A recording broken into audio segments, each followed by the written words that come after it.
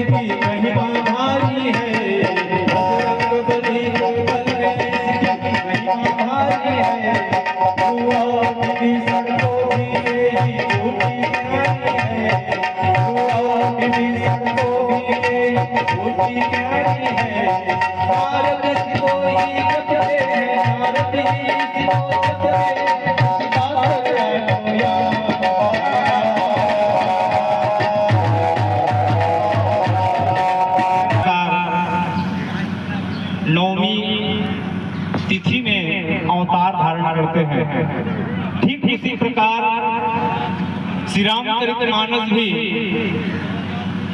जिस दिन, जिस घड़ी, जिस मुहूर्त और जिस तिथि पर भगवान श्री अवध बिहारी सरकार अवतार धारण किए, वही घड़ी और वही मुहूर्त पर रामचरितमानस भी प्राकट्य हुआ। नौमी भाम बार मधुमासा अवधपुरी चरित प्रकाश।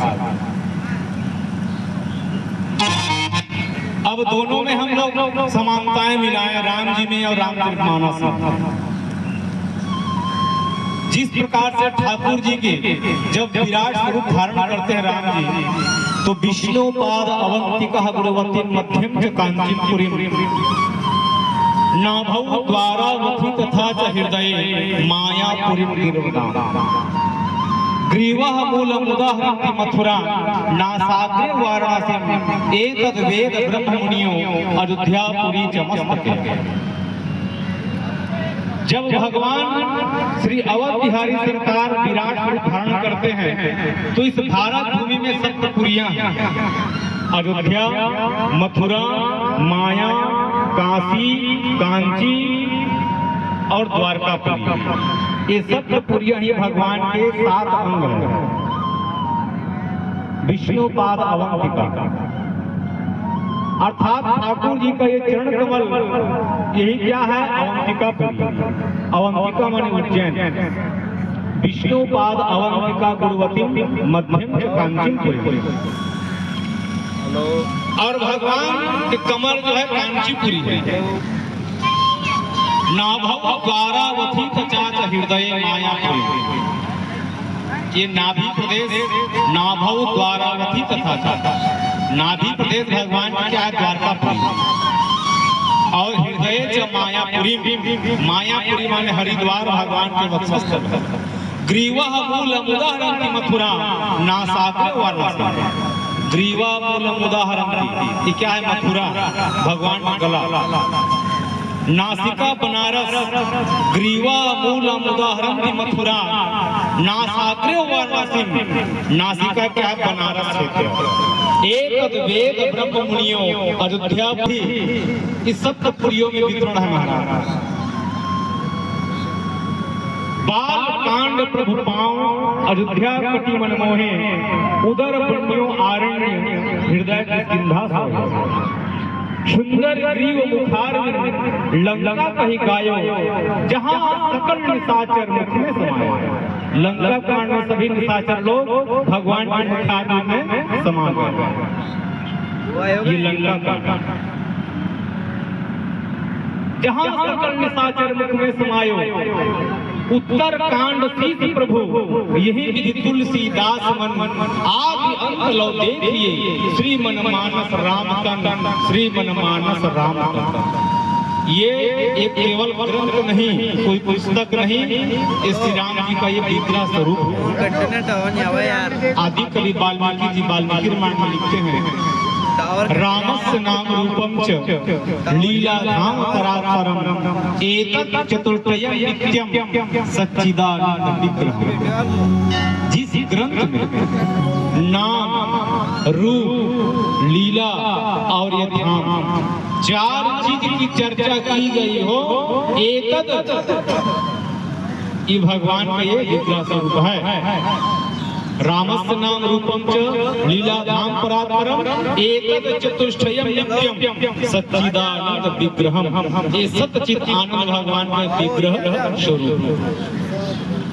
अच्छा, इनका नामकरण किया गया है, तो इनके नाम लेखन जो करने वाले हैं नाम करते हैं। रामचरित मानस यही नामा, और सुनत श्रवण पाइये विश्राम।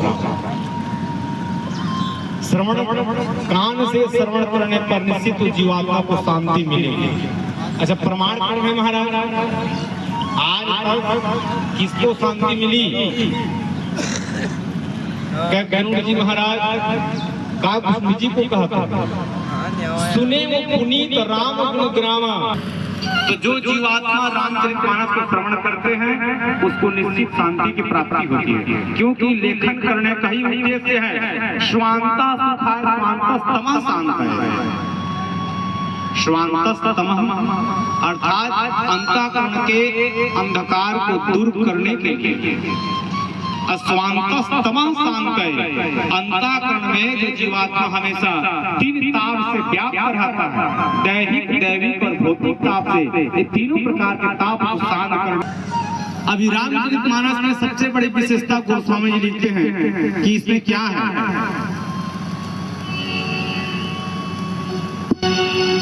यही मां रघुपति नाम उदारा,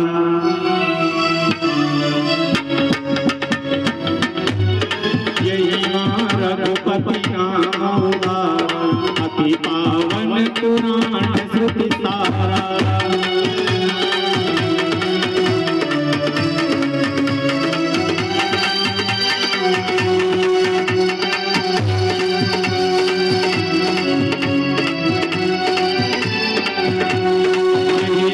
रघुपति नाम उदारा, सुनत श्रवण पाइये विश्राम।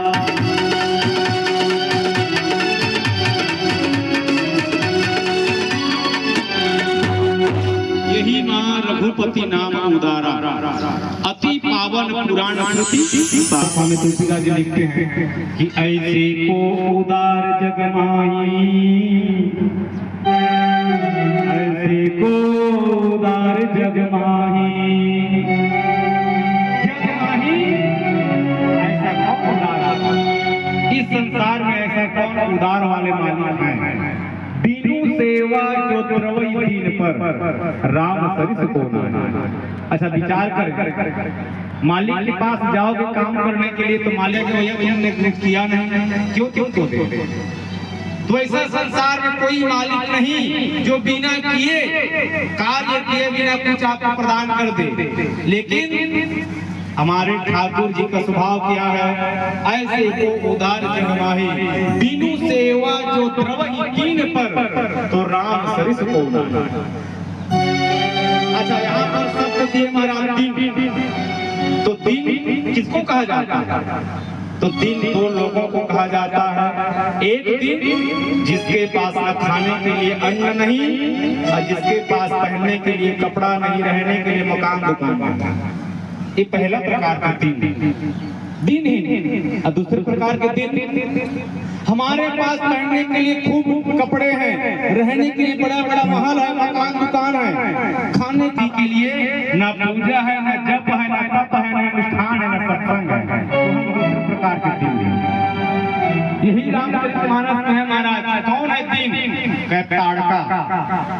जब भगवान श्री राम जी को विश्वामित्र जी महाराज सिद्धाश्रम से गए अयोध्या लेने के लिए दशरथ जी को कहे कि अनुज समेत देह रघुनाथा तो निश्चर वध में हो बसना था। दोनों भाइयों को ला रहे थे तो ताड़का वन पड़ी बीच में। चलते चलते चलते पांव की आवाज सुनाई पड़ी। महाराज ताड़का नाम के राक्षस मुंह खोल कर विश्वामित्र जी महाराज का हे रघुनंदन ये ताड़का वन है और जैसे ही किसी जीवात्मा के पांव को आवाज सुनती है ये खाने के दौड़ जाती है। और वही भी जब दौड़ रही थी मुंह खोल करके तो कह रघुनंदन मन में विचार ना करो कि मैं यहाँ पर मर्यादा पुरुषोत्तम के रूप में चरित्र निर्माण करने आया हूँ और गुरु जी कह रहे हैं कि प्रथम स्त्री का तुम वध कर दो। राम जी विचार किए महाराज जीवन लीला का पहले राम जी यदि किसी को मारे हैं तो वह स्त्री और वही प्रथम किसी का वध करते हैं तो स्त्री का वध करते हैं। और सबसे बड़ी बात है कि दोनों राक्षसियों का नाम 3 अक्षर से है। यहाँ त्रेता युग में इनका नाम है ताड़का और द्वापर युग में पूतना। अच्छा ये स्त्री है जो 3 जो गुण हैं सतोगुण रजोगुण और तमोगुण। ये तमोगुण की प्रधानता है इसमें ताड़का। स्त्री जो है अवध्य होती है कभी भी वध नहीं किया जाता लेकिन इसकी प्रधानता तामसिक प्रधानता। तो गुरु जी की आज्ञा सुनते ही गुरु आज्ञा करिए तो एक ही बाण प्राण हर लेना दीन जानते निज पद देना।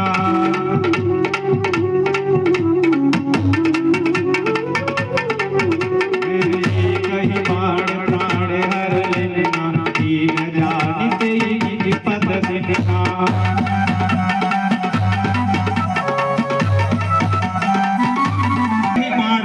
एक ही बाण प्राण हर लेना तो क्या जाने महाराज दीन जानी निज पद देना। ये ताड़का के जीवन में धन की कमी नहीं महाराज ये तो लूटती है। जितने पथिक लोग जाते हैं वो जंगल के मार्ग से तो सोने चांदी जेवरात हीरे मोती को ये लूटती थी। तो इसके पास धन की कमी नहीं अन्न की कमी नहीं मकान दुकान की कमी नहीं लेकिन जीवन में भगवत प्राप्ति के लिए न पूजा है न जप है न सत्संग है न गुरुजनों की सेवा। ये दूसरे प्रकार के दिन है। कहने का भाव ऐसे को उदार जग माही दिन सेवा द्रवहि दीन पर राम सरिस को ना। तो किनका किनका कल्याण के महाराज के जो गति जोग विराज जतन करी नहीं पावत मुनि ज्ञानी सोई गति देत गीत सबरी कहा प्रभु न पहुंच दिया जाए।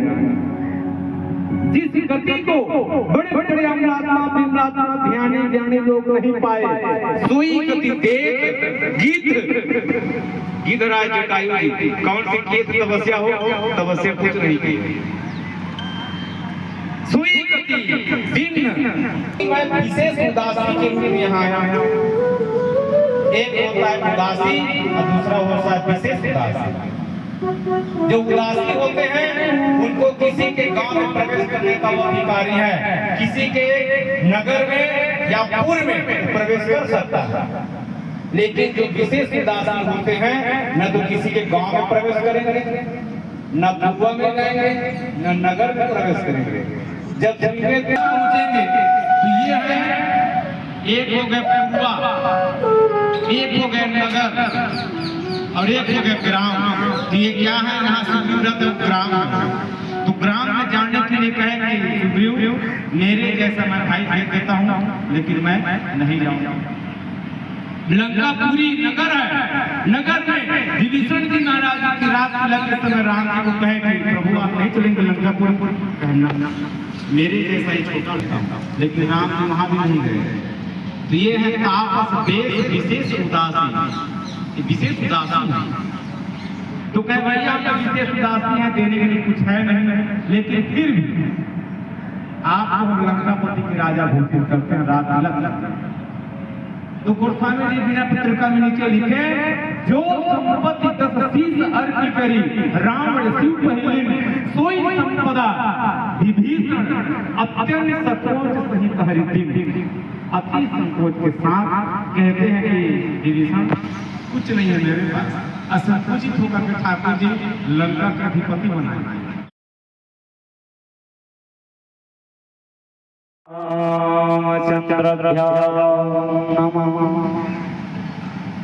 श्री सीतानाथ समारंभा श्री रामानंदार्य मध्यम अस्मदाचार्य पर्यन्ताम् वंदे श्री गुरु परंपरा जानकी जीवनम वंदे मांडवी प्राणवल्लभम् उर्मिला रमणं वंदे श्री कीर्तिकान्तं नमाम्यहम् दक्षिणे लक्ष्मणो यस्य वामे च जनकात्मज पुरतो मारुतिर्यस्य तम वंदे रघुनंदनम् अखंडतमेन तस्मै श्री गुरवे नमः। तस्मै जो राजा ने वरदान मांगे वो मुझको अच्छा लगा। यहाँ पर राजा को चतुर कहा गया। चतुराई किसमें है? चतुराई इसी में है। कठिन काल हल को जोग ज्ञान जप तपा परिहरि सकल भरो राम जी भजे ते चतुर नर। जो राम जी को मांगते हैं वही तो चतुर है। इन्होंने क्या मांगे हैं? चाहो तुम्हें समान सुख। अच्छा बात सोचने वाली बात है। भगवान आएंगे पुत्र बन के तो राजा के कोख से जन्म नहीं देंगे। किसके गर्भ में आएंगे? ये देवी के गर्भ में। जो चतुर राजा वरदान मांगे हैं उस राजा के वरदान से मैं तो संतुष्ट हूँ, क्योंकि प्रथम आनंद की प्राप्ति तो मुझे होने वाली है। वरदान वो मांगे और गर्भ में ठाकुर जी मेरे आएंगे। तो इसलिए मैं प्रसन्नता पूर्वक स्वीकार करती हूँ जो राजा वरदान मांगे। माता जी कुछ और मांग दीजिए, अगर देना ही चाहते हैं एक ही वरदान दीजिए। सोई सुख सोई गति सोई भक्ति सोई निज चरण सने। आपके जो भक्त लोग सोई सुख, जो आपके भक्त लोग सुख की प्राप्ति करते हैं। सोई गति, जो भक्त लोग को आप गति देते हैं। सोई भक्ति सोई निज चरण सने।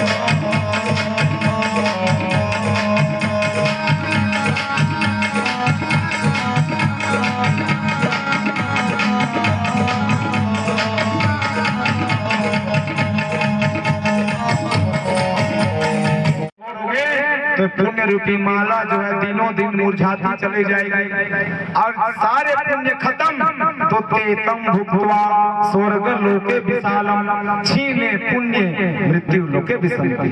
पुण्य की छीड़ होते ही देवता लोग फिर लात मार के फेंक देंगे, जाओ भैया। तो देवता लोग ये द्वेष करते हैं हम सभी मनुष्यों से।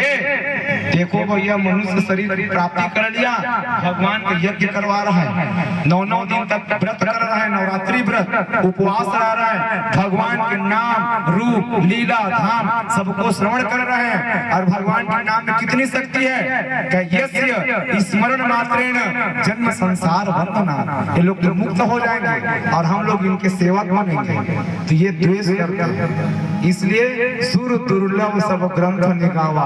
ये शरीर जो है देवताओं के लिए भी दुर्लभ है। अब इसी शरीर को पा करके प्रभु को नहीं भजे तो हमसे बड़ा भागा दुनिया में कोई है नहीं।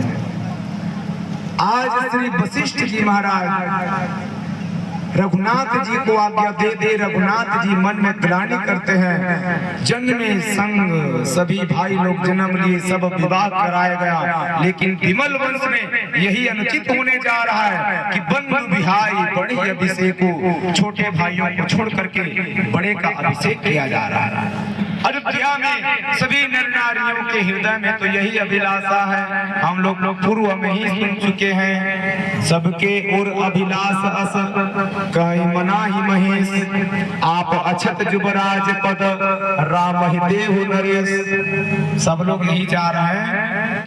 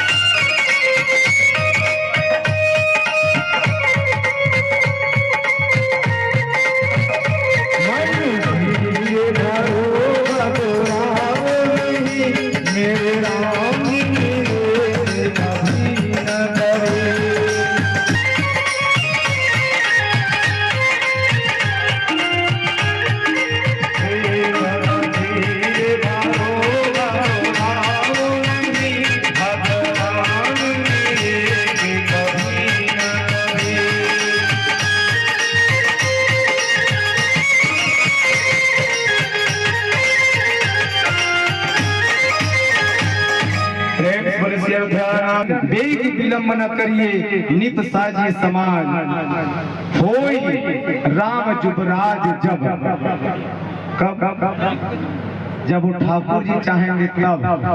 बेग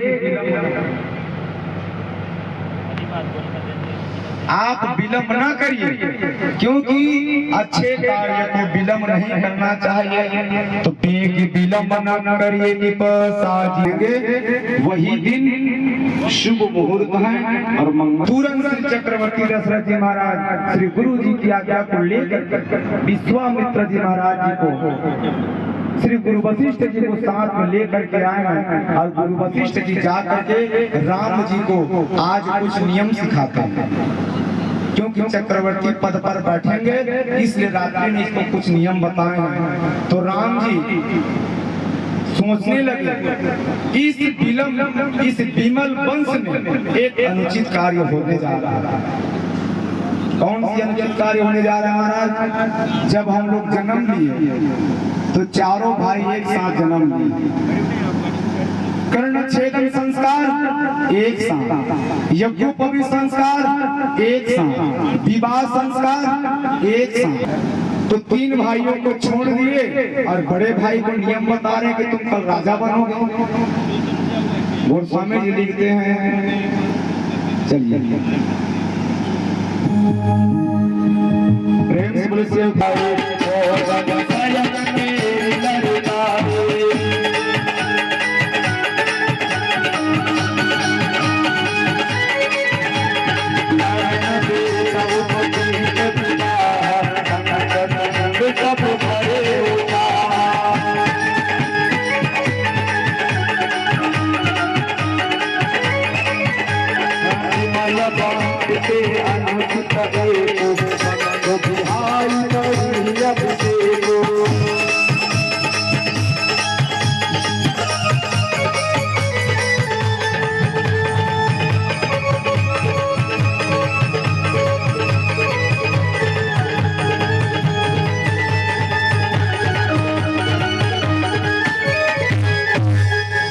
राम जी अंतःकरण में सोच करके ग्लानि करते हैं। जब गुरु वशिष्ठ जी राम जी को रात्रि कालीन में फूस के सैया पर सोने के लिए एवं व्रत पालन करने का नियम कह, जन्म में एक संग सब भाई। सब भाई कहने का अर्थ है चारों भाई हम लोग एक समय पर जन्म लिए। स्वयं केरी लड़का है, यहाँ तक के भोजन भी एक साथ किए हैं, स्वयं भी एक साथ चारों भाई। उपवीत विवाह संग संग सब भय, कर्णच्छेदन भी एक संस्कार, कर्णच्छेदन भी एक साथ किए, यज्ञोपवीत संस्कार भी एक साथ हुआ और विवाह एक साथ हुए। लेकिन विमल वंश के अनुचित एक बंधु बिहाई बड़ी अभिषेक, तीनों छोटे भाइयों को किनारे कर दिए और बड़े भाई एक का केवल राज तिलक घोषित किए गए। ये है विमल वंश के अनुचित एक। इस विमल वंश में यही कार्य एक अनुचित होने जा रहा है। तो हमारे राम जी का स्वभाव है, बेग पाए पीर पराई, तुरंत दूसरे के दुख को देख करके तुरंत द्रवित हो जाते हैं। जब द्रवई दीन दयालु राघव, आज भगवान श्री रामचंद्र जी के मन में ग्लानि हुई। तुलसीदास जी कहते हैं, ऐसे प्रभु को छोड़ करके सुना हो माते लोग अभागे, हरिता जी हो त्याग करके इस संसारिक भोग के लिए भाई भाई से लड़ रहे हैं, माता पिता से लड़ रहे हैं, एक एक इंच जमीन के लिए मार रहे हैं, काट रहे हैं, मर रहे हैं। तो सुना हो माते लोग अभागे, ऐसे जीवात्मा को बड़ा अभागी है जो इस भगवान के स्वभाव को सुन करके जान करके भगवान को त्याग कर दिए और हो विषय अनुराग, भगवान को लात मार करके संसारिक विषय भोग में हम लोग लिप्त हैं। तो ऐसे जीवात्मा जो है बड़ा दुर्भाग्यशाली है। सौभाग्यशाली कौन है? ब्रह्म चरण अनुराग। कौन कौन कर रहे महाराज? ये लोग भी अधम शरीर वाले हैं और हम लोग भी अधम शरीर वाले हैं। कतिपति रीछ निशाचर राजा, अंग दादी जे किस समाजा, बंदों सबके चरण सुहाए, अधम शरीर जिन राम जिन पाए।